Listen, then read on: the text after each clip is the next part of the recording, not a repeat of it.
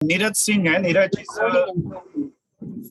a student of our first batch, 2004-5, and has been in the television industry for a long time. शुरुआत किए थे star news से, जिमसी campus से पहले वो जा करके स्टार न्यूज में काम किए. स्टार न्यूज से उन्होंने बहुत सारे डिफरेंट चैनल्स में गए. अभी he is for last several years he is been working with Aaj Tak के सीनियर प्रोड्यूसर हैं. And सबसे important, Neeraj has been very closely associated with our institute. Almost every year हमारे students को address करने के लिए वो आते हैं. केवल address करने के लिए. Today's lecture, remember, will be only an interaction lecture. And उसके बाद every time he conducts a workshop में he trains you to do certain specific tasks, और उसके बाद next day वो task आप किस तरह से करते हैं उसका एक evaluation करते हैं. So this has been happening for last several years. Only last 2 years because of the pandemic ये हो नहीं पाया था. Because of the pandemic नहीं हो पाया था, but we'll begin the process again. Neeraj is a very passionate teacher, interacts with students, listens to their questions very well, and I'm sure he is one man who would give you the guidelines how to do well in the media industry, in the television industry. Over to Neeraj.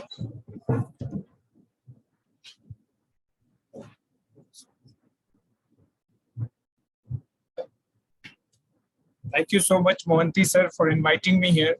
और सभी मेरे respected teachers. Sir ने इसको on कर रहे हैं system.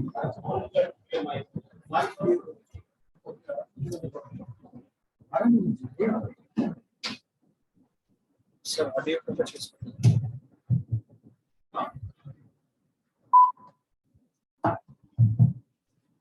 Mohanty sir ने बहुत ही ज्यादा बढ़ा चढ़ा कर कह दिया है.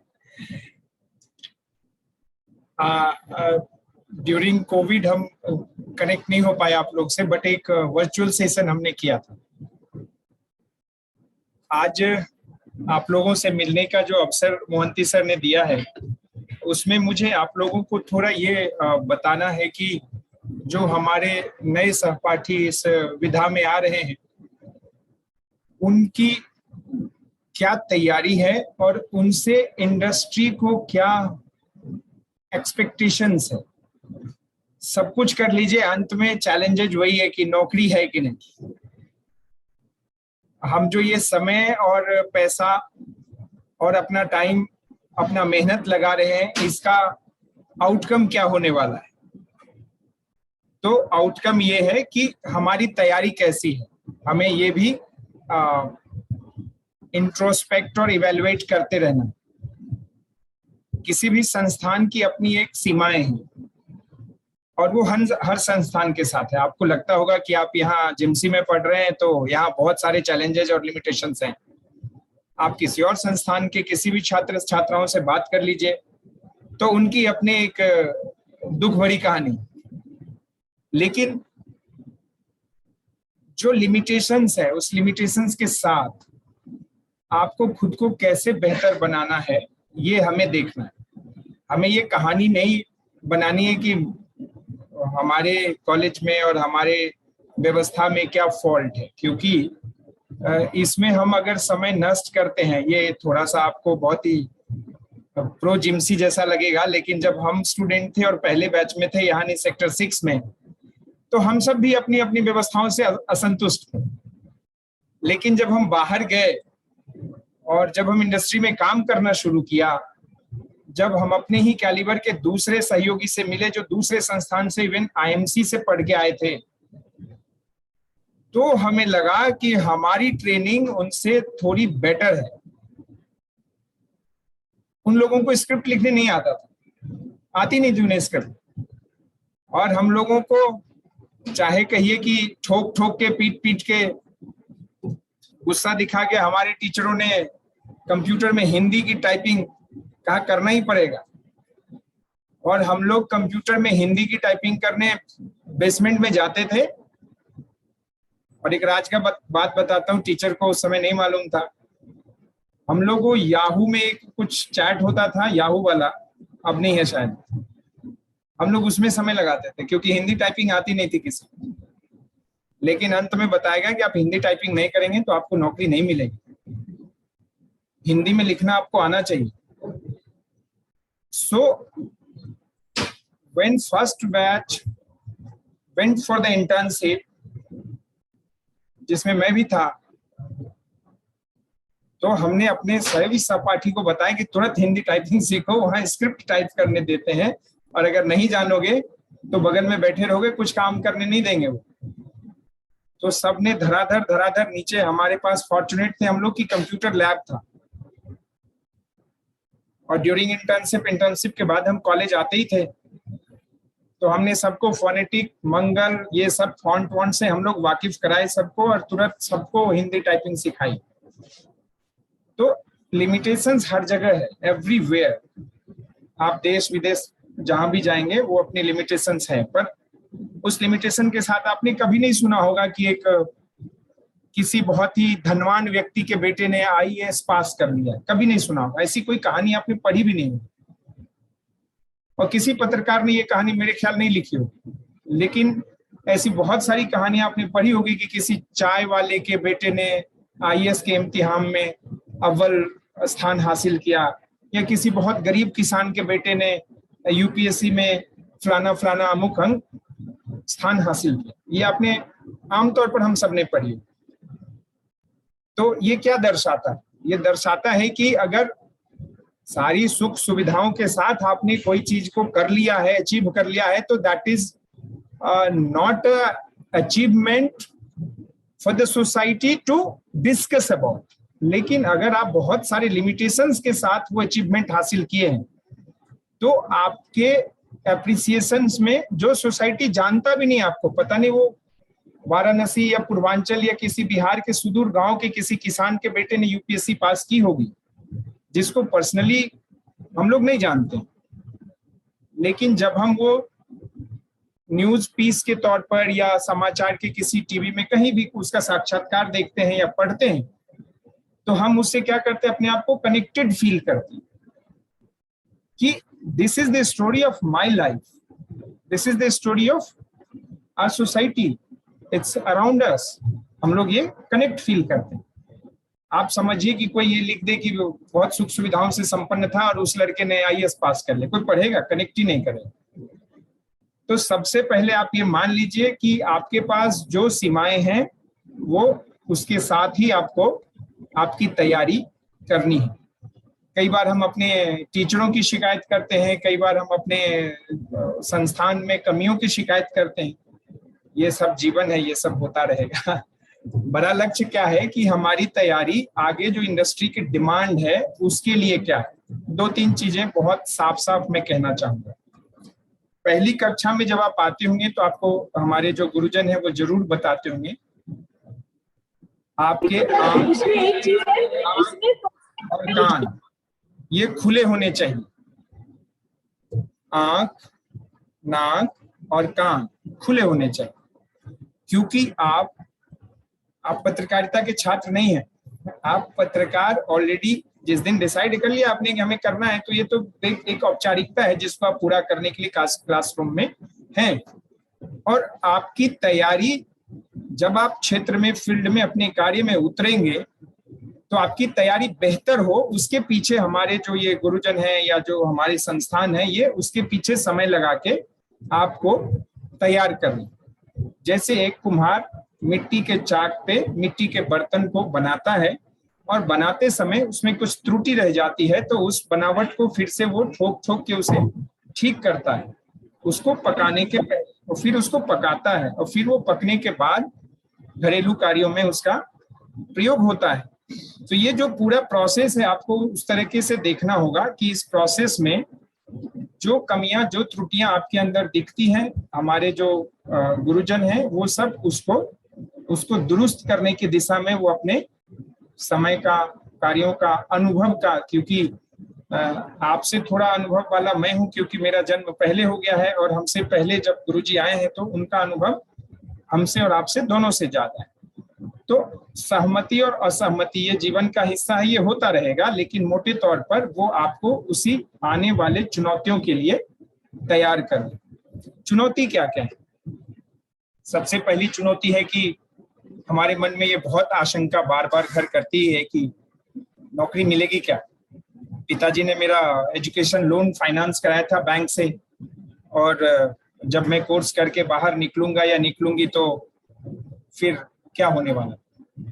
तो ये जो आशंकाएं हैं, सबसे पहले इसको आप, अगर है भी और बहुत ज्यादा भी है, कम भी है, तो उसको पहले निर्मूल साबित करना, मतलब उसका कोई एग्जिस्टेंस नहीं रहने दीजिए, क्योंकि वो आपकी तैयारी में आपको बाधक है, आपकी तैयारी में बाधा पहुंचाने वाला, आपको परेशान करेगा। देखिए बहुत से बहुत क्या होगा, फाइनल क्या है, नहीं मिलेगा, ये तो फाइनल है ना, इसके बाद तो कुछ नहीं। अब इसको फाइनल सोच के छोड़ दीजिए। आज इतने प्लेटफॉर्म हैं, इतने ज्यादा प्लेटफॉर्म हैं, जिसके बारे में आप गिनेंगे तो आपकी गिनती की उंगलियां जो 10 हैं ये कम पड़ जाएंगी, रिपीट गिनती करना पड़ेगा। सबसे पहले क्या था, अखबार और पत्रिकाएं, फिर आ गया थोड़ा सा टेलीविजन का समय, सैटेलाइट, और फिर क्या हुआ, ऑनलाइन जिसको आप .com कहते हैं, है ना। फिर उसके साथ साथ थोड़ी सी क्रांति आ गई सोशल मीडिया, और उसके बाद अब है मल्टीमीडिया। अब क्या है, मल्टीमीडिया और मल्टी प्लेटफॉर्म्स। किसी को लिखने अच्छा आता है तो किन्हीं को एडिटिंग अच्छी करनी आती है, किन्हीं को बोलने अच्छा आता है, किन्हीं की प्रस्तुतिकरण अच्छी है। हर व्यक्ति एक अपने अपने अलग अलग विधाओं में कुछ न कुछ खासियत या कुछ न कुछ मास्टरशिप लेके है। तो आप ये तो मान के चलिए कि आपकी जो क्षमता है, आपकी जो आपके अंदर जो एक विधा का विकास किया जा रहा है, सबसे पहले आप अपने उन विधाओं को पहचानिए। आप बेहतर लिख सकते हैं। अब देखिए, सबसे पहले क्या है कि हम भी जब आए थे तो हमको भी रिपोर्टर ही बनना था, और ज्यादातर लड़कियों को एंकर बनना था, और ज्यादातर लड़कों को रिपोर्टर बनना था। कुछ लड़कों की रिपोर्टर और एंकर बनने की भी महत्वाकांक्षा थी। इसके आगे हम लोग जानते ही नहीं थे कुछ। लेकिन जब आप एक बार स्टेप इन करते हैं इंडस्ट्री में, तो आप देखते हैं कि जो फिल्म आप देखते हैं स्क्रीन पे, सिनेमा हॉल में बैठ के, उसमें हम देखते हैं कुछ 10-15 कलाकार मैक्सिमम फिल्म में। लेकिन आप ये कल्पना करिए कि उस फिल्म के निर्माण की यूनिट, उसमें कितने लोग होंगे। आपको जो पर्दे पे दिखता है मोटे तौर पर वो एक्टर एक्ट्रेस, थोड़े से मेन वाले, और साइड में जो भी कार्य करते हैं सहयोगी भूमिका वाले, यही सब। लेकिन जो उसमें निर्देशक होता है, जो उसमें साज सज्जा करता है, जो उसमें ड्रेस कर पहनाता है सबको, जो उसकी एडिटिंग करता है, जो उसमें और भी अलग अलग सेट बनाना, कई सारे कार्य हैं, तो वो तो सब दिखते नहीं उसमें। तो यानी कि आप देखेंगे कि एक बहुत ही बड़ी टीम है, और जिनके लगातार कई महीनों और कई बार तो बड़ी फिल्मों में सालों तक मेहनत के बाद वो आपको 3 घंटे के रूप में या 2 घंटे 40-30 मिनट के रूप में सामने है।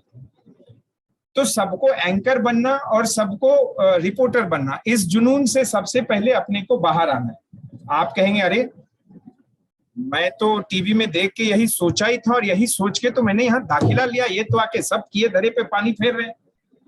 नहीं, मैं पानी नहीं फेर रहा हूं, आपको बेहतर तैयार होने बोल रहा। सबसे पहले आपको बनना है बेहतर जर्नलिस्ट। सबसे पहले आपको बनना है एक बेहतर जर्नलिस्ट।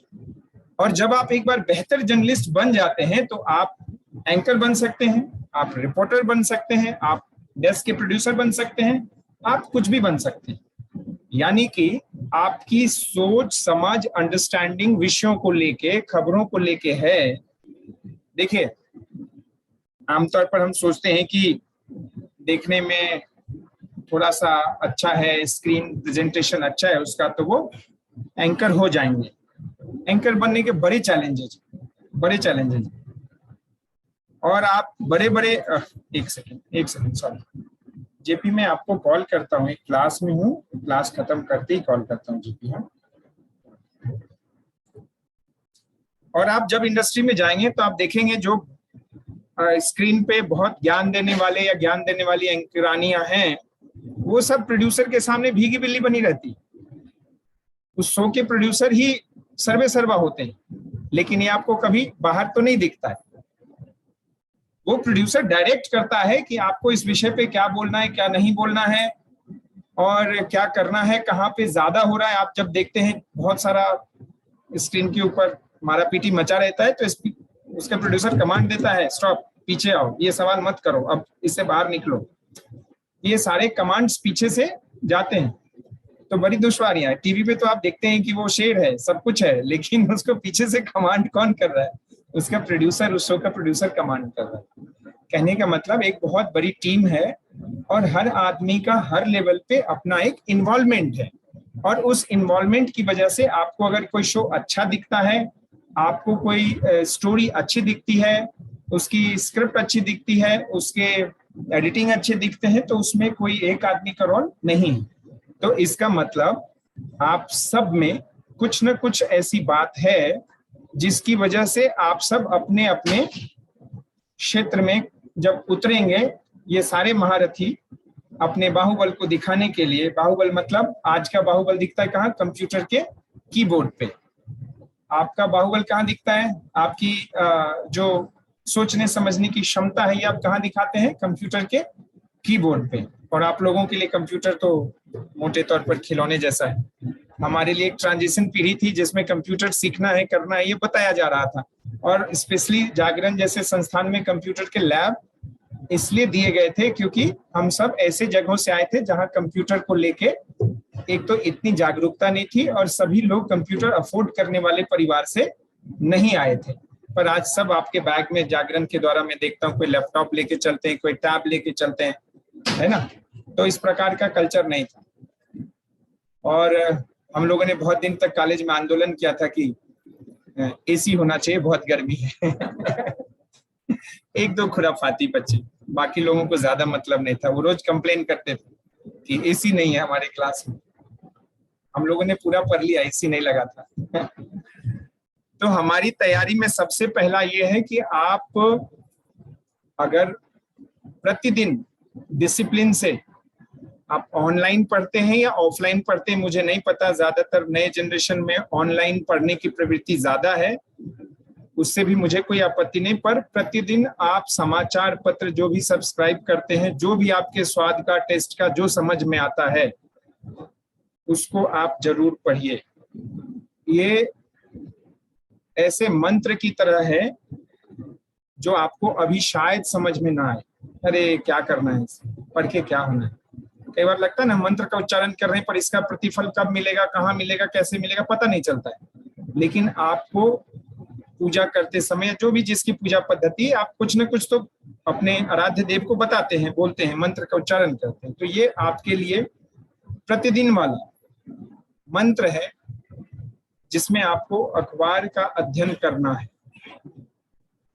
अब आपको स्पोर्ट्स पसंद है, अब आपको एंटरटेनमेंट पसंद है, आपको दुनिया जहान इंटरनेशनल चीजों की समझ है, तो आप उस न्यूज को ज्यादा कंज्यूम करते हैं या कैसे करते हैं, वो मेरे लिए मायना नहीं है। पर मेरे लिए जरूरी है आपको बताना कि आपको प्रतिदिन न्यूज रीडिंग जो है, एक आप समझिए कि जैसे आप कक्षा में आके बैठते हैं या आप जो भी अपने कार्य जीवनचर्या में करते हैं, उसमें उसको शामिल कर लीजिए, पहला।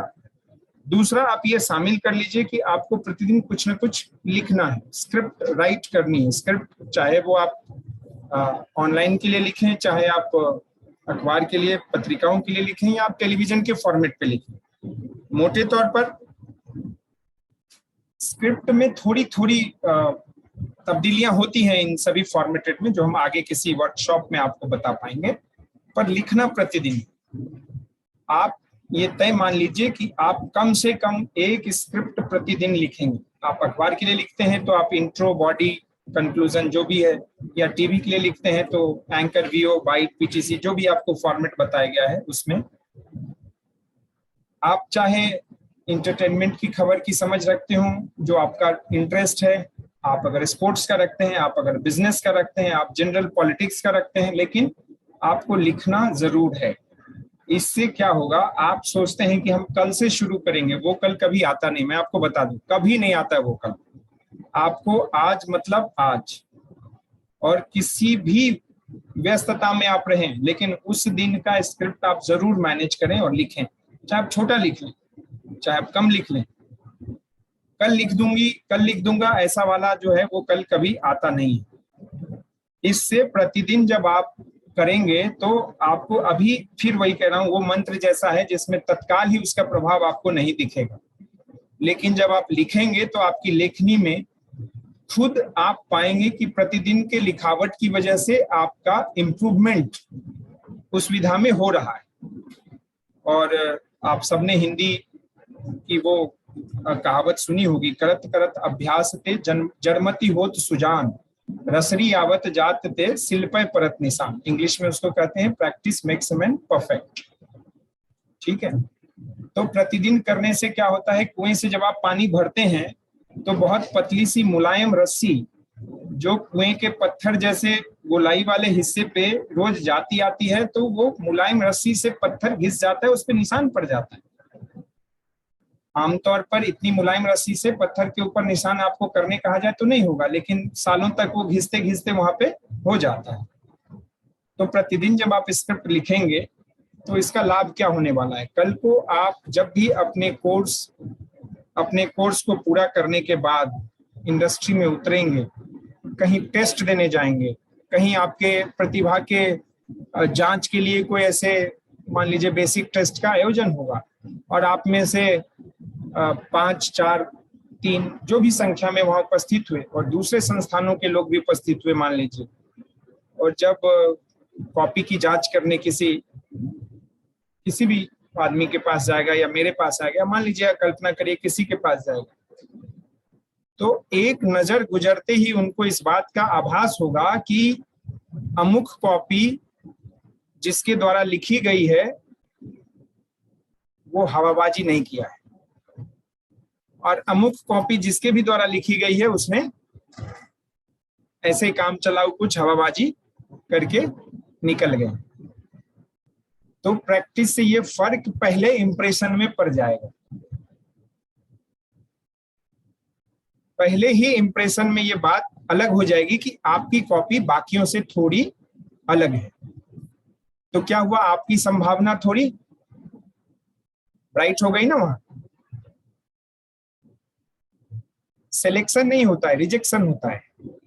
लोग ज्यादा हैं और रिक्वायरमेंट कम होती है, तो ऐसे में क्या होता है, रिजेक्शन होता है, एलिमिनेशन होता है, और उस एलिमिनेशन में अपने आप को सेलेक्ट करवाना ये तो चुनौती है ना। आगे मैं ये बता रहा हूं, बहुत सामान्य बात है पर हम लोग आमतौर पर करते नहीं। आपको प्रतिदिन एक इंग्लिश की कॉपी से हिंदी या हिंदी की कॉपी से इंग्लिश में ट्रांसलेशन नहीं करना है, न्यूज पीस लिखनी। Translation is a different thing, we had enough in during our school time. Translation नहीं करना है। आपकी अगर अंग्रेजी बहुत अच्छी है तो थोड़ा सा हिंदी भी अच्छा हो जाए तो कुछ बुरा नहीं, और आपकी हिंदी बहुत अच्छी है तो आपकी अंग्रेजी थोड़ी सी अच्छी हो जाए तो उसमें कुछ बुराई नहीं, क्योंकि भाषा की पकड़ और भाषा की अच्छी जानकारी होने से आपको ही एज मिलेगा। और इसमें कोई बुराई नहीं है कि किसी को इंग्लिश ज्यादा आती है, किसी को हिंदी ज्यादा आती है, कोई बुराई नहीं। वो उनके अपनी पृष्ठभूमि, अपनी पढ़ाई लिखाई, अपने लालन पालन, अपने समाज जहां से वो आते हैं, इसके ऊपर डिपेंड करता है। तो हो सकता है कि आपको, आप में से किन्हीं को अंग्रेजी बहुत अच्छी आती है, मैं चाय नहीं पीता, किसी को इंग्लिश बहुत अच्छी आती हो और किन्हीं को हिंदी बहुत अच्छी आती है, तो एक दूसरे में एक कॉपरेशन के द्वारा जिनकी इंग्लिश बहुत अच्छी है वो हिंदी वाले को, और जिनकी हिंदी बहुत अच्छी है वो अंग्रेजी जिनकी अच्छी है उनके साथ कॉपरेट करें और भाषाओं का आदान प्रदान करें। आज मैं बताऊं, एक बहुत छोटा सा उदाहरण देता हूं।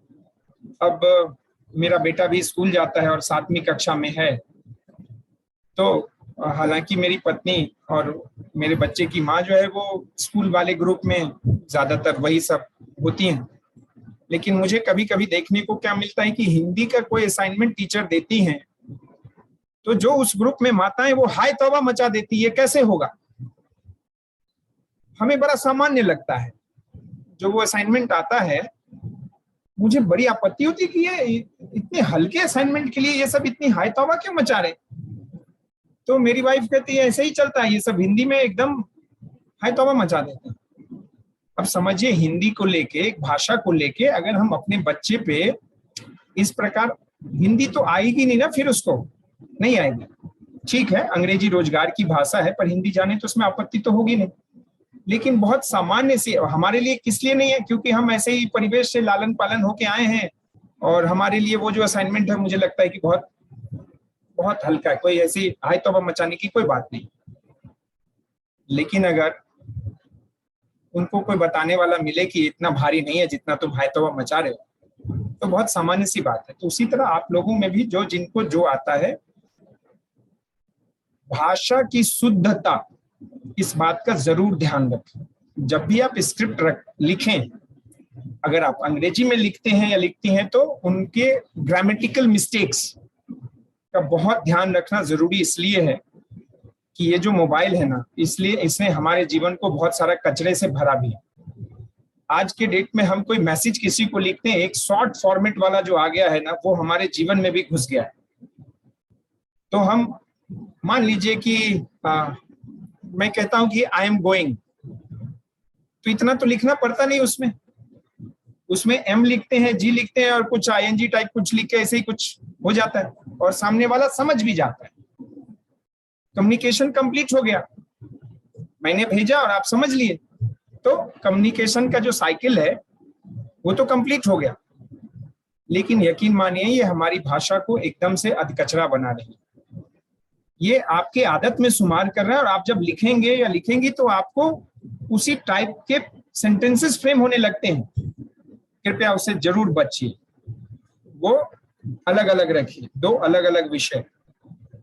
ये जो हमारी बातचीत हो रही है वैसे तो इनफॉर्मल है, लेकिन जिस लिखने की बात मैं कर रहा हूं वो फॉर्मल राइटिंग है। मतलब वहां पे वो इनफॉर्मल मैसेज वाला राइटिंग नहीं चलेगा, तो वो हमें हल्कापन की तरफ ले जा रहा है। तो उसमें थोड़ा सा मेरा आप लोगों से ये निवेदन है कि भाषा को लेके आप जरूर से संवेदनशील रहिए, मात्राओं को लेके संवेदनशील रहिए। हिंदी में मैंने देखा है कि कई हमारे साथी सहपाठी बहुत ही छोटी छोटी ऐसी त्रुटियां कर देते लिखने में, जो अगर आप नहीं जानते तो फिर कोई बात नहीं, लेकिन आप जानते हैं तो आपको हैरत होगी कि इस प्रकार की त्रुटियां नहीं होनी चाहिए। और वो इसी वजह से आ रहा है क्योंकि मोबाइल के मैसेज ने हमको बहुत हल्कापन दे दिया है। हम कुछ भी लिखते हैं, सामने वाला समझ ही जाता है, तो क्या फर्क पड़ता है। तो वहां तक के लिए ठीक है, पर उसके आगे के लिए मुझे करना है क्या, एक पहला है न्यूज़पेपर वाला पार्ट जो मैंने बताया। क्लियर है सबको? ऐसा मत सोचिए कि मैं आया, लेक्चर डिलीवर किया, एक तरफा है और चले गए। एक तरफा नहीं है। कम्युनिकेशन जब भी होगा तो वो एक तरफे में फिर फीडबैक नहीं आएगा, फिर ठीक नहीं होगा। दूसरी बात, अगर आप के पास कोई प्रश्न नहीं है तो या तो आप बेहतर समझ गए, समझने के लिए कुछ बचा नहीं, या बिल्कुल कुछ नहीं समझे, आपका ओवरहेड ट्रांसमिशन हो गया और मैंने जो यहाँ से कहा वहां तक पहुंचा ही नहीं। तो ऐसा ना हो जाए, इसमें आपका और मेरा दोनों का विफलता हो जाएगा। तो पहला क्या करना हमें, न्यूज़पेपर। दूसरा क्या करना है हमें, आई एम श्योर आप सबको पता होगी ये बात। आप कहेंगे वही बात तो आके ये बता रहे हैं, कुछ नया नहीं। तो मैं आपको बता रहा हूं, कुछ नया करने के लिए कुछ नया करने की जरूरत नहीं। जो आप बेसिक्स करते हैं ना, बेसिक्स उसको करते रहिए, अपने आप कुछ नया हो जाएगा। Stick to the basics. When you want to do something out of the box, don't search for the out of the box. Do what is the basic, and it would be out of the box by default. क्योंकि basic ही नहीं पता किसी को, ज्यादातर को basic ही नहीं पता। तो जब आप बेसिक्स के साथ स्टिक करते हैं तो वो अपने आप, जब आप करते जाएंगे तो अपने आप आउट ऑफ द बॉक्स क्या करना है वो आपको पता चल जाएगा। आप पहले दिन से आउट ऑफ द बॉक्स के चक्कर में मत पड़िए, पहले दिन से आप बेसिक्स के चक्कर में पड़िए। पहला हमारा क्लियर हो गया, दूसरा भी क्लियर हो गया, तीसरा क्या है, हिंदी में लिखने और अंग्रेजी में लिखने, जिनकी भी जो भाषा है उनको क्लैरिटी में आना चाहिए और स्क्रीन पे आना चाहिए। स्क्रीन पे मतलब स्क्रीन को देख के। आप समझ रहे हैं मैं क्या कह रहा हूं? स्क्रीन को देख के हमें लिखना है। ऐसी हमें प्रैक्टिस डेवलप करनी है जिसमें हमें जो भी चीजें लिखनी है वो कहाँ लिखनी है? हमें इधर उधर देख के नहीं करना। हमें अपने फिंगर्स को जब अपने लैपटॉप या कंप्यूटर के ऊपर सेट करना है, that is 3 row in the computer. You have one is mid, one is upper, one is lower. mid को बोलते हैं होम रो, जहां पे हम अपनी उंगलियों को टिकाते हैं, ठीक है। और उसके बाद वहां से हम ऊपर और नीचे के कीबोर्ड्स को मिड रो से ही अप्रोच करते हैं। तो जो बेसिक्स टाइपिंग के हैं उसके साथ आप उस टाइपिंग को करेंगे तो आपको अपने फिंगर्स को या कीबोर्ड को सर्च करने की जरूरत नहीं पड़ेगी। कीबोर्ड को सर्च करके लिखेंगे तो आपकी स्पीड हैम्पर होंगे। पहले दिन से स्पीड पे ध्यान नहीं देना, पहले दिन से बेसिक्स मतलब कीबोर्ड में कौन सा कीबोर्ड क्या दे रहा है और कौन से फिंगर से उसको अप्रोच करेंगे, हमें पहले 1 सप्ताह तक इसको समझना है। जब हम ये समझ गए तो उसके बाद हमको स्पीड आ जाएगा। स्पीड विल कम ग्रेजुअली, एक दिन में नहीं होने वाला है, 15 दिन में होगा, 1 महीने में होगा। लेकिन पहले क्या करना है? बेसिक्स करना है। उसमें क्या होगा, जब भी आप कुछ भी लिखने के लिए अपने कंप्यूटर पे जाएंगे, लेटर ऑन स्टेज में जब आप जॉब में जाएंगे, तो बाकियों से आप अपने काम तेजी से उसका निपटारा कर पाएंगे, क्योंकि आपके लिखने की गति, लिखने की स्पीड दूसरों से जरूर स्पीड में होगी। क्योंकि जब आप कीबोर्ड को देख के लिखते हैं तो आपकी स्पीड हैम्पर होते हैं, और जब आप स्क्रीन को देख के लिखते हैं यानी कि आपके फिंगर को क्लैरिटी है कि कौन सा कीबोर्ड कहाँ है मेरा, कौन से की को किस फिंगर से अप्रोच करना है, तो फिर आपकी स्पीड स्वतः ज्यादा है दूसरों से। तो ये करना है। तीसरा काम क्या करना, तीसरा हो गया। चौथा क्या करना है? नहीं छोड़ना है। एक न्यूज पीस को every day, if you are reading English newspaper, you need to write that piece in Hindi. If you are reading in Hindi newspaper, you need to write that one piece of news in English. Translate नहीं करना है। आप समझ गए? Clear है? 5वां क्या है?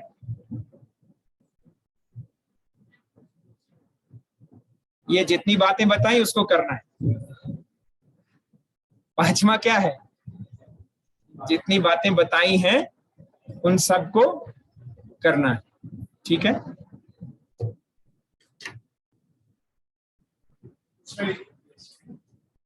यहां दिख जाएगा सबको?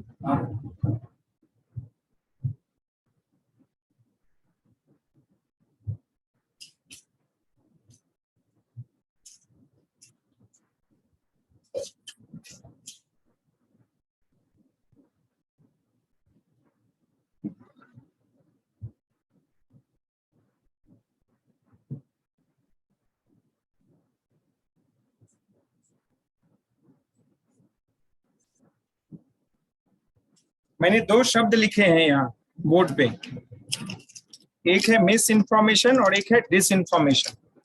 कोई इसको डिफाइन कर सकते हैं? Anyone? Speak loud, not need to stand up, but जोर से बोलिए।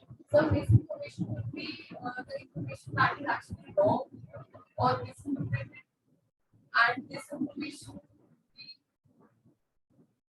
when which might have reached yet. Anyone else?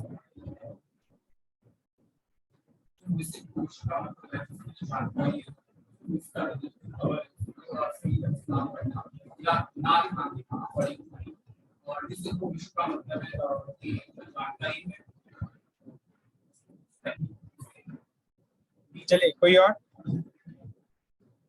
कोई भी बोलिए, जो जानकारी जितनी समझ है बोलिए, कोई बेइज्जती नहीं होने वाली। इस कक्षा के बाहर कोई हमें पहचानता नहीं है यही हम एक दूसरे को पहचानते हैं, तो कोई बेइज्जती नहीं होने वाली। बताइए, कुछ स्टेक पे नहीं है हमारा, खुल के बताइए। मैं बताऊं?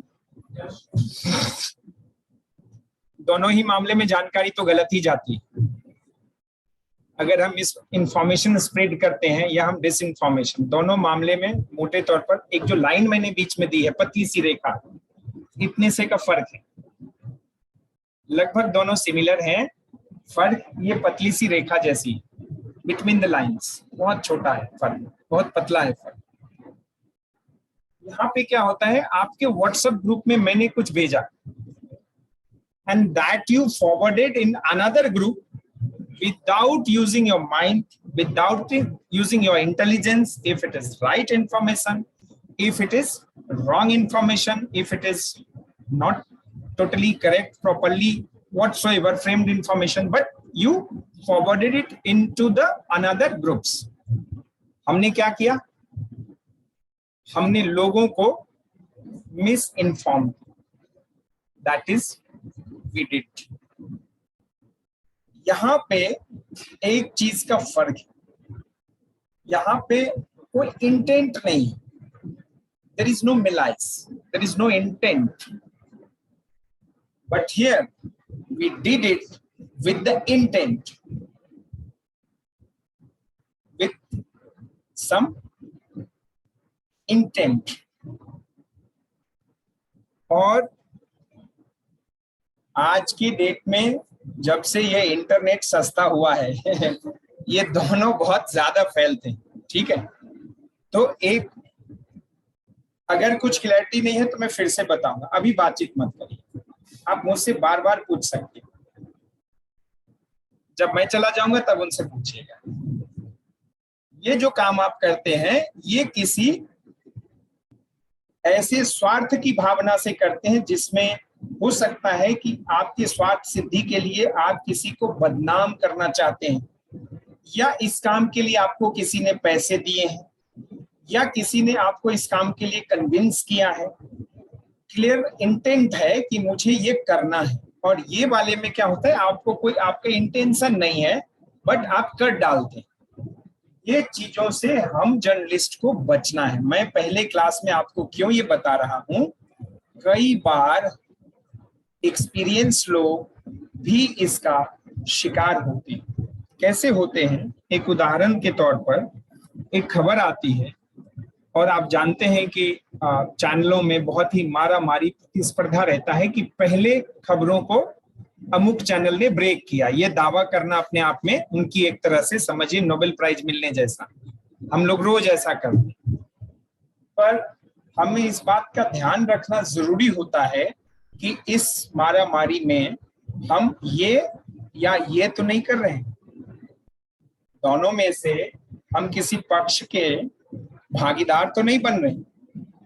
तो सबसे पहले जो न्यूज आपके यहाँ लैंड करता है, आपके लैंडिंग पेज पे, समझिएगा थोड़ा ध्यान लगा के, लैंडिंग पेज मतलब एक न्यूज चैनल या अखबारों ने भी ये मॉडल को अपनाया है।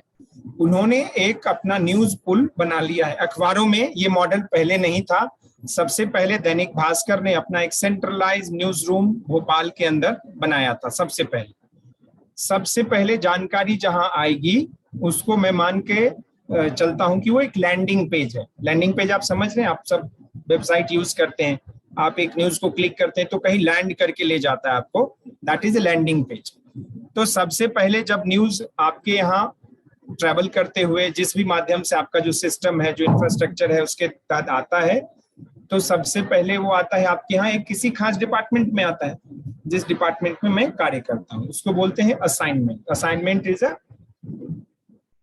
News pool of a news channel, और इसको वेबसाइट और अखबारों ने भी कॉपी किया इस मॉडल को, एक असाइनमेंट बनाया है। न्यूज सबसे पहले वहीं आएगा, वहीं सेंट्रलाइज डेस्क से वो आगे ट्रेवल करेगा। तो जब कोई जानकारी आती है तो हमें सबसे पहले ये उसमें समझना होता है कि हम उसमें अगर आगे ये जानकारी प्रेषित कर रहे हैं, भेज रहे हैं अगले डिपार्टमेंट को, और वो टेलीविजन के स्क्रीन पे जब दिखने लगेगा तो हम इस दोनों में से किसी एक का हिस्सा तो नहीं है। तो what we do our due diligence, उसको हम चेक करते हैं, check and again check, recheck. आपको एक सोर्स से मिलता है, दूसरा सोर्स हमें कंफर्म करना पड़ता है। गलतियां नहीं होती ऐसी बात नहीं, इतना सब करने के बावजूद गलतियां होती हैं। गलतियां क्यों होती है? जब आप काम करते हैं तो गलतियां होने की संभावना रहती है हमेशा। गलतियां तभी नहीं होगी जब आप काम बिल्कुल नहीं करेंगे, लेकिन एक फिल्टर के द्वारा मिनिमम कैसे किया जाए उसको, क्योंकि ये आज का जिस एज में हम काम कर रहे हैं, ये इंफॉर्मेशन इनफ्लो इतना ज्यादा है कि जिसको हम कह सकते हैं कि फ्लड जैसे आता है बहुत तेजी से, और फिर आपको समझ नहीं आता कि आप क्या करें। ये उस तरीके का है क्योंकि चारों तरफ से इंफॉर्मेशन का फ्लो एकदम से बॉम्बार्डिंग हो रहा है, और हर जगह आपको आपके रिपोर्टर्स होना पॉसिबल नहीं है। यहाँ आपकी लिमिटेशन क्या है? आप अगर भारत की न्यूज चैनल है तो दुनिया के सभी कोने में आपके एजेंसी या सब जगह आपके पॉइंट पर्सन है, आपके रिपोर्टर्स नहीं है। अब मान लीजिए कि अभी यूक्रेन और रशिया के बीच में लड़ाई हो गई, तो जब हमने रिपोर्टर्स भेजा, जब तक तो टाइम लग गया ना, उसमें पासपोर्ट वीजा ये वो होते होते रिपोर्टर पहुंच पाए इस बीच में। लेकिन आप इंफॉर्मेशन तो आप स्क्रीन के ऊपर नहीं लिख सकते ना कि अभी हमारे रिपोर्टर का वीजा बन रहा है, तब हम रसिया यूक्रेन की जानकारी आपको नहीं दे पा रहे, हमें खेद है। ऐसा तो हम स्क्रीन पे नहीं लिख सकते। तो आपको अलग अलग माध्यम से न्यूज का एक्सेस करना पड़ता है। लेकिन फिर चैलेंज क्या है कि आपके रिपोर्टर ने दिया तो चलिए आप ट्रस्ट कर रहे हैं कि रिपोर्टर ने दिया, ये नहीं होगा दोनों उसमें, लेकिन रिपोर्टर से नहीं है, कहीं और एजेंसी से है, कुछ और माध्यम से है। तो हमें इसके बारे में बहुत ही अलर्ट रहना चाहिए। पहले कदम पे आज इसलिए बता रहा हूं क्योंकि अभी से आपके मन में इस बात को लेके फिल्टर लगे कि जो चीज आप पढ़ रहे हैं, जो चीज आप लिख रहे हैं, वो इस दोनों में के किसी श्रेणी में ना आए, है ना। आप मिस इन्फॉर्मेशन के माध्यम न बन जाए या आप डिस इन्फॉर्मेशन के माध्यम न बन जाए। ज्यादातर इसका माध्यम का एक उदाहरण दे रहा हूं। आजकल जो पॉलिटिकल पार्टियां हैं वो अपने राइवल्स के लिए, एक दूसरे को बदनाम करने के लिए इसका बहुत प्रयोग कर रही हैं। व्हाट्सएप ग्रुप्स में बहुत सारी ऐसी जानकारी आती है जो सत्य नहीं होती है, लेकिन उन लोग जानबूझ के बनाते ऐसा है कि आप एक नजर में आप ये नहीं समझ पाएंगे कि इसमें क्या इंटेंट छिपा है, इसमें मिस इन्फॉर्मेशन क्या है, क्योंकि वो इतने बेहतरीन तरीके से उसको डिजाइन करते हैं।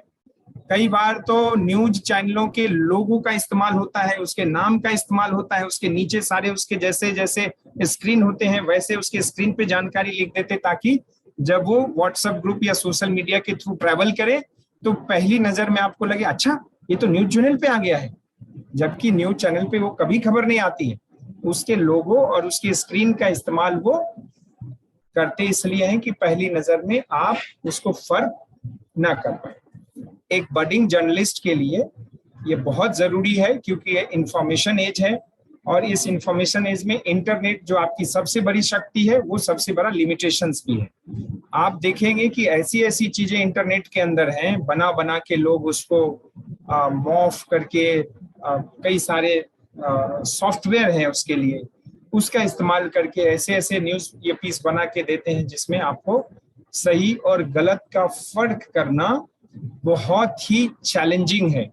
लेकिन इसको काउंटर करने के लिए जो ठीक ठाक क्षमता वाले न्यूज ऑर्गेनाइजेशंस हैं उन्होंने एक व्यवस्था की है। आप सुने होंगे कि उनके यहाँ फेक न्यूज का डेस्क बन गया है। पहले न्यूज का मतलब उसमें फेक लोग सोच ही नहीं सकते थे। मोहंती सर के टाइम में, सर के टाइम में न्यूज मतलब न्यूज सिंपल। प्रोपेगेंडा होता भी होगा तो बहुत लिमिटेड कहीं कॉर्नर से आता होगा, लेकिन आज फेक न्यूज को काउंटर करने के लिए proper we have a desk. और अच्छे जो भी न्यूज ऑर्गेनाइजेशन है सब में अगर we fail to decide if these two elements are involved, we used to send that piece of information to that particular desk to do a proper due diligence.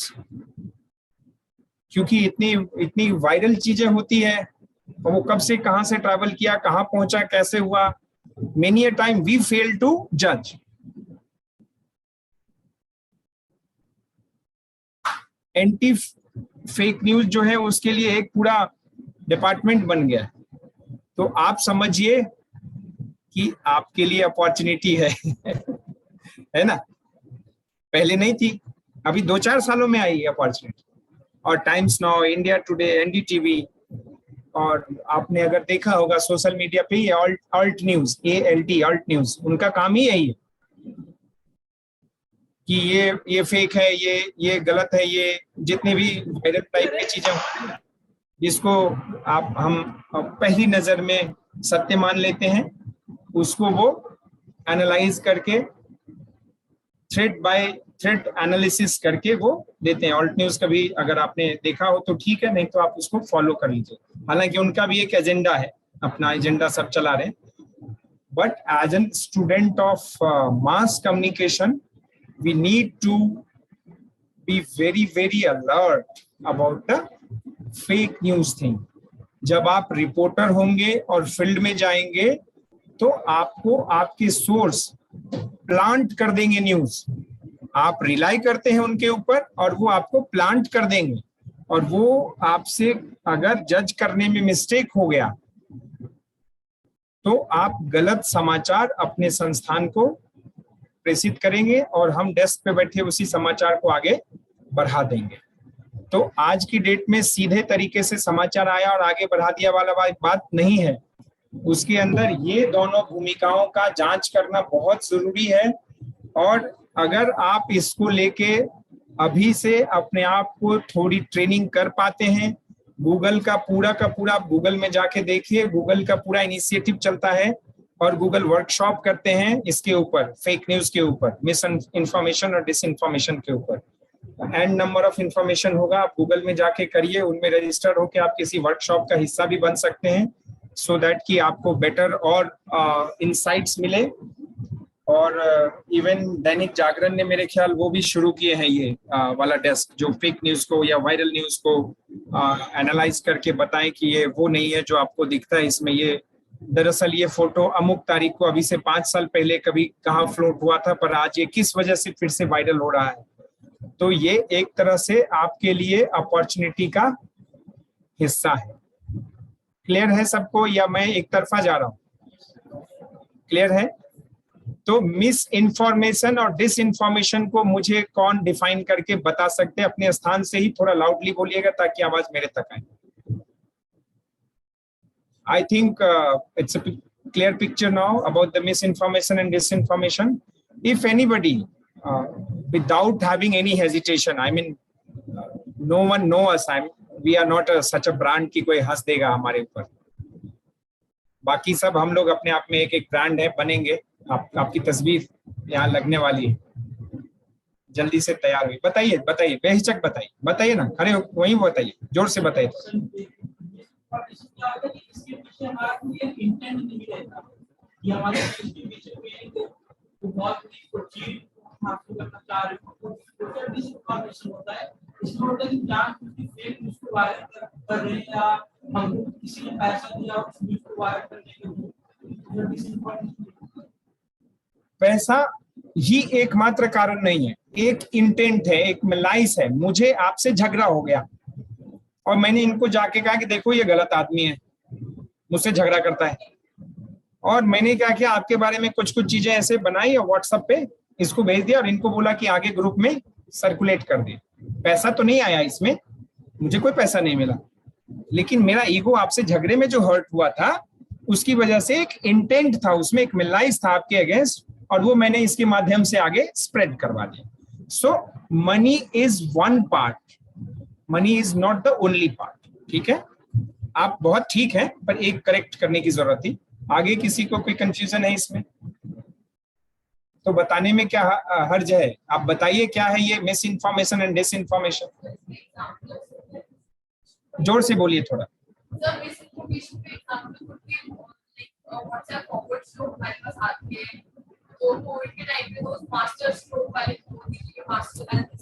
we actually forwarded. So without writing, उसको forward कर देते हैं. So that would be misinformation. And disinformation would be whatever these political parties defame each other. They have fight. So यहाँ पर ऐसा this party leader didn't go for voting for this party leader. So we usually clickbaits also on YouTube. We see they put on posters and put on news what now.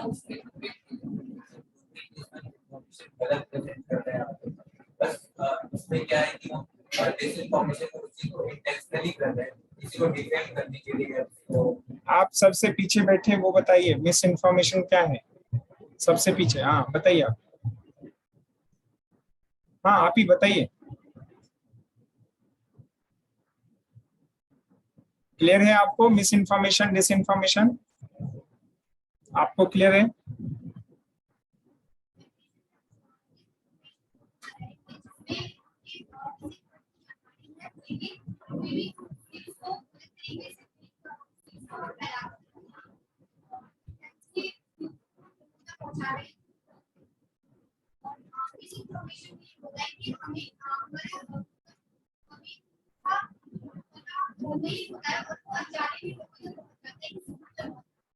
जो बहुत ही minute difference मैंने बताया, ये पतली सी लकीर वो वही है अनजाने में और जानते हुए, यही एक दो फर्क है दोनों, जानकारी दोनों में गलत है। ठीक है, ये बताने का पर्पस ये था आपको कि आज इंफॉर्मेशन एज में इस दोनों का बोलबाला बहुत ज्यादा है। There is number of information which you find is not correct on the social media, especially on the many news websites as well. And sometimes we also did it. Sometimes we also fail to identify if it is misinformation or disinformation. तो हमसे भी वो गलतियां होती हैं। तो आज student of mass communication, आपको इस बात का इसलिए ध्यान रखना है कि कल जब आप इस क्षेत्र के लिए आगे बढ़ेंगे, आगे अपने विधा में जाएंगे, काम करेंगे, तो आपको बहुत ही ऐसे ऐसे शातिर लोग मिलेंगे जो आपको न्यूज प्लांट कर देंगे। और उस न्यूज को प्लांट लेने के बाद अगर आप उसमें सेग्रीगेशन या फिल्टर नहीं लगाएंगे, फिल्टर तो आप लोग बहुत आसानी से जानते हैं, आजकल सब अपने इंस्टाग्राम में अपडेट करते हैं और उसमें नो फिल्टर और फिल्टर क्या कुछ लिखते हैं ना सर।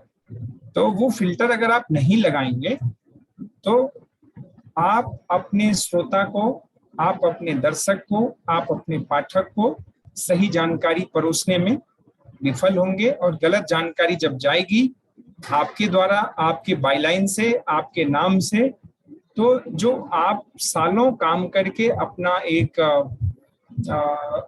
अर्न करते हैं लोगों के मन में, या जो कोई रिपोर्टर मान लीजिए सालों से काम करके लोगों के मन में एक स्थान तो अर्न करता है ना काफी, कि ये रिपोर्टर बड़ा अच्छा है, अच्छे से प्रस्तुति करता है ना। तो जो इमेज है वो आपका हैम्पर होगा, वो इमेज आपका खराब होगा। क्योंकि जब आप तथ्य से अलग, तथ्य से परे कुछ गलत जानकारी चाहे गलती से भी आपसे जाएगी, तो आपके लिए वो, आपके सेहत के लिए, आपके रिपोर्टिंग के लिए, आपके आगे करियर के लिए वो अच्छा नहीं होता है। आप जानबूझ के नहीं करेंगे लेकिन आपसे करवा लेंगे। तो उससे बचने का ये तरीका है कि आपको you have to be very very very alert. अब मान लीजिए मैंने आपको कोई फोटो दिया और मैंने आपको कहा कि ये फोटो अमुक जगह से ऐसे ऐसे मिला है मुझे। आप 1 मिनट के अंदर मेरी इस जानकारी को तुरंत जांच सकते हैं कि ये फोटो या ये जानकारी जो इन्होंने दी है वो सत्य है या नहीं है। कैसे जांचेंगे? ये आज की फोटो है या आज से साल भर या 2 साल 5 साल पहले कहीं से प्रयोग होके आई है। गूगल में जाएंगे, रिवर्स इमेज सर्च है वहाँ, रिवर्स इमेज सर्च, उसमें अपलोड करेंगे फोटो। अगर ये फोटो कभी भी पास्ट में कहीं भी यूज हुआ है तो आपके उसको न्यूज से रिलेटेड या उस फोटो से रिलेटेड लिंक्स आपको ऊपर में दिख जाएंगे। और ऐसे ही बात आप वीडियो के साथ भी कर सकते हैं। रिवर्स वीडियो सर्च है और भी कई सारे टूल्स हैं, उसके लिए अलग कभी एक वर्कशॉप अगर करेंगे। तो अभी जस्ट एक ग्लांस, एक ग्लिम्स मैंने आपको बताया कि इस तरह की चीजें अभी इंडस्ट्री में, शायद आपको इसकी बहुत ज्यादा जानकारी अभी ना हो, हम लोगों को इसलिए है कि मैं उस इंटरफेस पे रोज काम करता हूँ। तो इससे बचने के लिए आपको क्या क्या उपाय करने हैं वो सब आप लोग, अब थोड़ा सा तो मन में आ ही गया ना।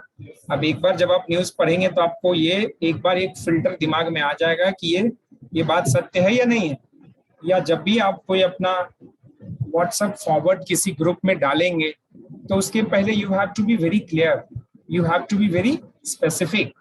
Don't forward such things which you are not convinced. बस यूं ही बस फॉरवर्ड करने के लिए कई लोग आपको सुबह शाम भेजते रहते हैं, आपके भी ग्रुप में आता होगा, आपके पर्सनल व्हाट्सएप पे भी आता होगा बेवजह, उसकी कोई जरूरत नहीं है, फिर भी आता है। अब उसमें ऐसी ऐसी जानकारी दे देते हैं कि आपको एकदम से इमोशनल कर देंगे, कुछ धर्म से रिलेटेड दे देते हैं, कुछ ऐसे दे देते हैं, है ना। तो उन सब के ट्रैप में फंसना नहीं है, don't stuck in that trap. आप अपनी क्लैरिटी में रहिए। If you are not convinced, don't forward, leave it, delete कर दीजिए। Don't be part of either misinformation और disinformation. Anything else from your side?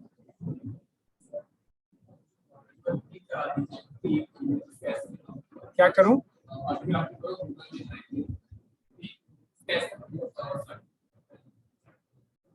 मेरे ख्याल गूगल तो हम लोग सब यूज करते हैं, उसमें एक रिवर्स इमेज सर्च है ना। आपको इमेज का वो आएगा, आइकन आएगा, उस पे आपको अपनी इमेज अपलोड करनी है।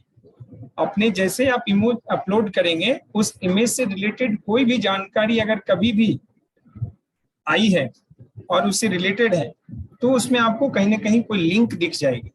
तो जो मैं अभी दावा कर रहा था कि ये अमुक तस्वीर हमने आपको मुहैया कराई है और हमने दी है, so there is no exclusivity then, है ना। तो हम अपने जो दावे कर रहे थे वो तथ्य गलत था, ये जानकारी आपने तत्काल कर ली, तो एक फिल्टर तो आपके हाथ में आ गया। ऐसे बहुत सारे टूल्स हैं गूगल के और दूसरे प्लेटफॉर्म्स के, जिसमें फेक न्यूज को, मिस इन्फॉर्मेशन या डिस इन्फॉर्मेशन को आप तुरंत उस फिल्टर से सेग्रीगेट कर सकते हैं। So we'll take another workshop on that. If is there any requirement, if you feel, convey your message through Mohanty sir. I'll conduct another workshop. If there is any question which we talked about today, you are free to ask. Anyone?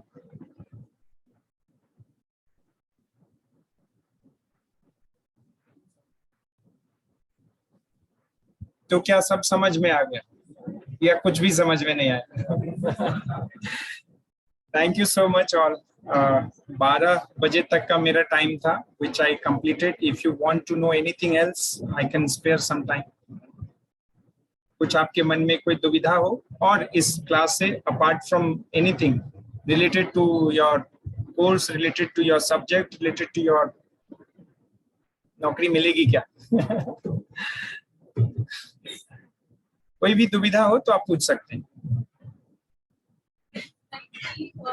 Like I have been working on channels.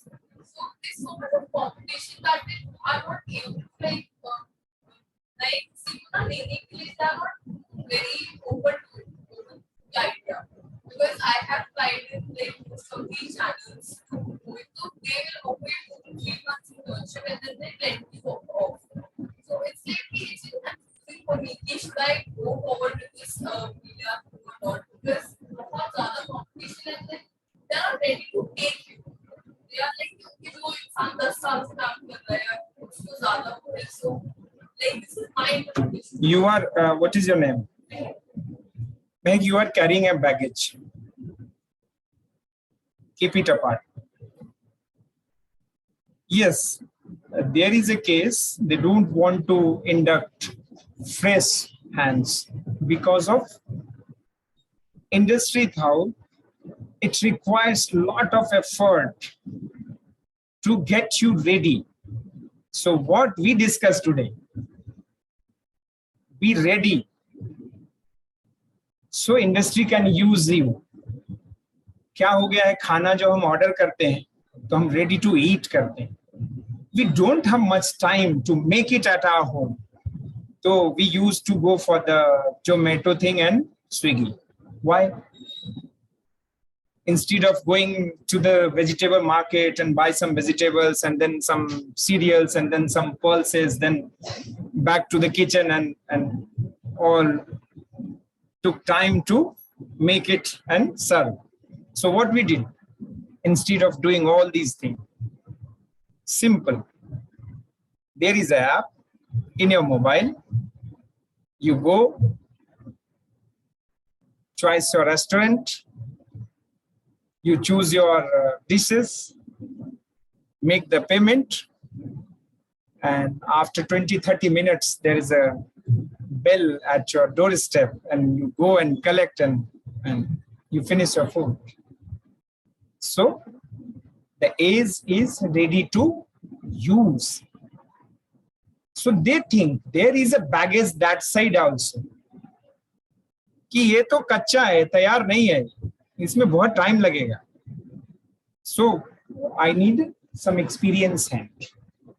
मैंने आपसे वही निवेदन किया है कि जब आप कहीं अपने नौकरी के सिलसिले में कोई टेस्ट देने जाएंगे और आपकी कॉपी जब जांची जाएगी, इवैल्यूएट की जाएगी, और आपकी स्क्रिप्ट की लाइंस, आपकी सेंटेंस फ्रेमिंग की लाइंस जब कॉपी जांचने वाला आदमी गंभीरता से, थोड़ा सा भी सेंसिटिविटी से देखेगा, और जो बात मैंने कही है आपको कि प्रतिदिन आपको ये अभ्यास करना है, प्रतिदिन अभ्यास करना है, तो वो फर्क वहां पे निश्चित रूप से दिखेगा.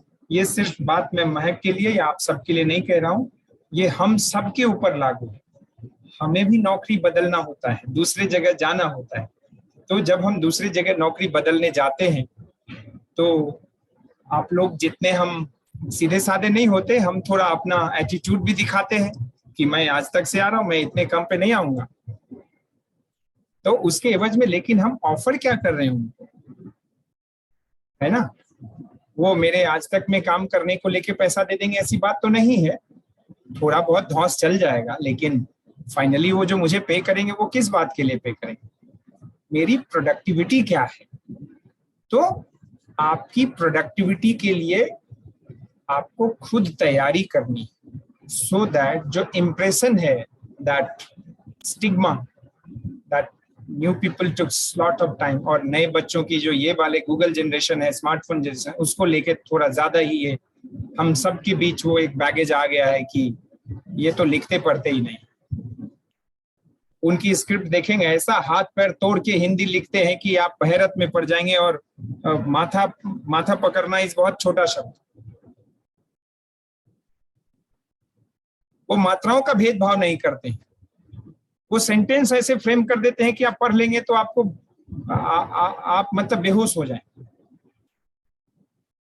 तो ये तो हमने ही मौका दिया है ना इंडस्ट्री को, तो इस मौके को, इस इमेज को चेंज करना हमारा ही काम. एनीथिंग एल्स किसी के मन में हो, ये बात है जो आप कह रही हैं, ये बात है. उनके पास समय नहीं होता तो वो चाहते हैं कि एक ऐसा ट्रेंड हैंड मिले उनको जो आज से लॉग इन करे और आज ही शुरू हो जाए, रेडी टू यूज.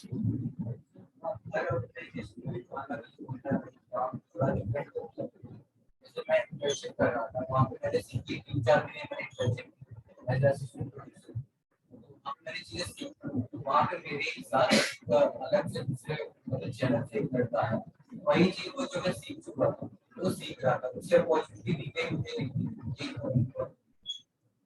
वो सीख नहीं रहा होगा, वो उस सॉफ्टवेयर पे अपने आप को एक्लिमेटाइज कर रहा होगा जिस सॉफ्टवेयर में उस चैनल में काम हो रहा होगा. वो काम तो सीखा होगा, लेकिन वो जहां से आया होगा वहां का सॉफ्टवेयर अलग है, और जहां वो गया होगा वहां का सॉफ्टवेयर अलग है. तो उसको सीखने में जो 2-4-10 दिन उसको लगेंगे, बाकी काम उसे आता होगा, ऐसा मैं मान के चल रहा हूँ. आपको किस वजह से नहीं दी गई अपॉर्चुनिटी, मैं उसमें मोटे तौर पर कोई ऐसा मिला इसको इंटेंट नहीं देख रहा हूँ, पर होता है वो भी. कोई उसका जानकार होगा तो उसको मौके मिल गए. देखिए, इंडस्ट्री का इतना कोई ट्रांसपेरेंट सिस्टम तो है नहीं कि कोई वैकेंसी निकालते हैं, और ज्यादातर वैकेंसी पर्सनली ही ऐसे ही परस्यू होती है कि मुझे पता लगा या कोई जगह खाली हुई तो हमने उसको कहा कि भाई फलाना है, उसको रख लो, काइंड ऑफ. सो ऐसा कोई बेंचमार्क तो नहीं है कि कोई एक टेस्ट ऑर्गेनाइज होगा, लेकिन इंडस्ट्री के जो तौर तरीके हैं उस पर क्वेश्चन करने के पहले मुझे लगता है कि मुझे खुद को बेहतर तैयार रखना जरूरी है. क्योंकि अगर मुझे कल अपॉर्चुनिटी मिला कि मैं वहां जाके अपने बारे में बता पाऊं, अपना टेस्ट दे पाऊं, तो कम से कम मैं उस अपॉर्चुनिटी को ना गवाऊं और मैं उस अपॉर्चुनिटी को ग्रैब कर पाऊं, हासिल कर पाऊं. मुझे उस तरह की तैयारी मुझ में दिखनी चाहिए. बेटर में अपने आप को तैयार करना। इंडस्ट्री के ऊपर सवाल करके हमें कुछ हासिल नहीं होगा। अगर हम करें भी सवाल तो हमें कुछ हासिल नहीं होगा, क्योंकि हमारी क्षमताएं अभी आप मतलब हम इस कक्षा से तैयार होके वहां उम्मीद से जाते हैं और हम उस पर सवाल करने लगे तो पहले ही कदम पे हम अपने आप को निराश करेंगे, है ना। तो बेहतर है कि हम अपने आप को बेहतर तैयार करें। आप में से और कोई प्रश्न किन्हीं के मन में किसी भी प्रकार का हो, आज की क्लास से अलग आपके मन में कोई आशंका हो तो आप मुझसे उस आशंकाओं के समाधान के लिए प्रश्न पूछ सकते हैं। आपका सेशन वैसे खत्म हो गया है। बोलिए बोलिए बोलिए।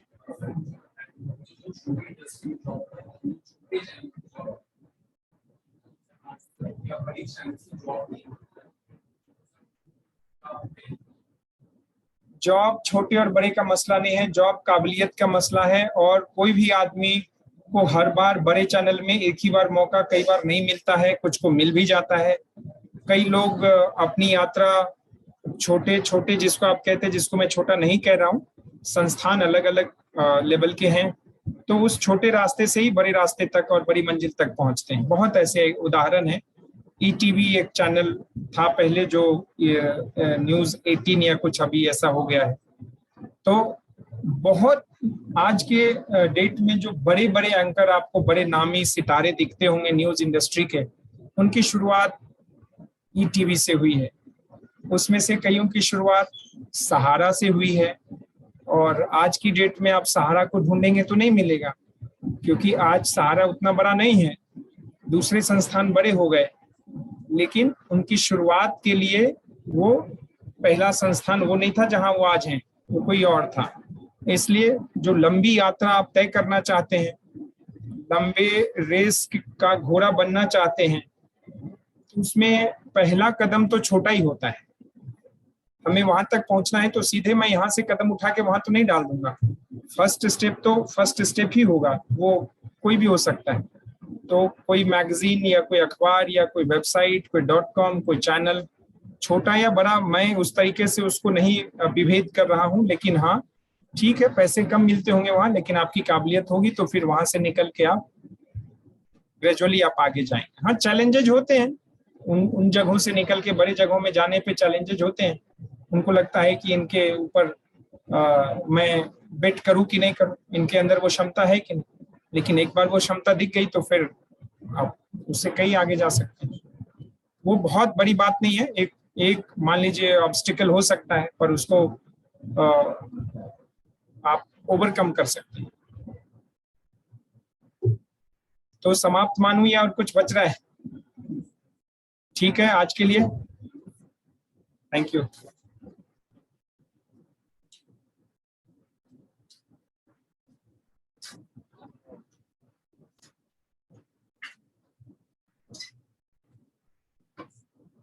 आपको आज नीरज ने कई महत्वपूर्ण चीजों के बारे में जानकारी दी, लेकिन जो सबसे महत्वपूर्ण चीज है जो नीरज नहीं बता पाए वो ये है कि आप सबको सब कुछ तो सीखिए ही, लेकिन नीरज की तरह भद्र बनना, नम्र बनना, विनम्र बनना और सहज बनना। मैं आ रहा था, जैसे मेरी मुलाकात हुई तो आके प्रणाम किया, बच्चा कौन है, और जिस सहजता से इतने महत्वपूर्ण चीजों के बारे में आपसे को बता रहे थे और कैसे इंपॉर्टेंट इंफॉर्मेशन आपको बता रहे, जिससे कि आपको रोज आप देखते हैं। आज ही मैं देख रहा था इस पर जो आप मिस इन्फॉर्मेशन, आज आप खोलो अपना जो मोबाइल है, आपको पता चल जाएगा, उसी में से आपको मिल जाएगा। मैं बताऊंगा क्लास में किस तरह से क्या होता है information, misinformation, disinformation. तो सबसे पहले तो हम नीरज को बधाई देना चाहते हैं कि काफी चीजों के बारे में जानकारी दी और आप हमारे बच्चों को बहुत इंटरटेनिंग लगा, ये भी हम महसूस कर रहे थे पीछे में बैठ करके। लेकिन आज हमारे नए जनरेशन के बच्चों के लिए बड़ा चैलेंजिंग चीज है। आज हम मिस इन्फॉर्मेशन और डिस इन्फॉर्मेशन से भी आगे निकल गए। आज हम पोस्ट ट्रुथ के फेज में गुजर रहे हैं, जो कि नोआ हरारी कहता है। जब दुनिया के राष्ट्रपति, प्रधानमंत्री भी जब कुछ ऐसी बातें बोल रही हो तो जेहन बात में बैठ जाता है। उससे निपटना बहुत बड़ा चैलेंज है, जो मिस इन्फॉर्मेशन और डिस इन्फॉर्मेशन से भी बड़ी। जैसे गोरख पांडे ने कहा था कि राजा ने कहा रात है तो मंत्री ने भी कहा रात है, और संतरी ने कहा रात, लेकिन सुबह सुबह की बात है। तो जो पोस्ट ट्रुथ की जो बात है, इन चीजों पर भी मैं नीरज को तहे दिल से फिर से एक बार मतलब धन्यवाद देना चाहता हूं। और हम लोग सब चाहेंगे कि नीरज आए, और सिर्फ एक ही बार नहीं आए, कई बार आए, और बच्चों से जो इस तरह से इंटरेक्शन है बहुत अच्छा लगा आपको। इसीलिए मैंने कहा कि बच्चों को ट्रांसलेशन और न्यूज राइटिंग और ये तो सीखना ही चाहिए। सबसे पहला जो आपके लाइफ का है, देखिए अगर आप में शालीनता नहीं है ना, तो आप बड़े आगे नहीं बढ़ सकते। ये जान लीजिए, आप जीता जाता उदाहरण नीरज है। एक बार फिर से आप सबके तरफ से, हम अपने कलीग से तरफ से नीरज को धन्यवाद देते हैं। Thank you so much.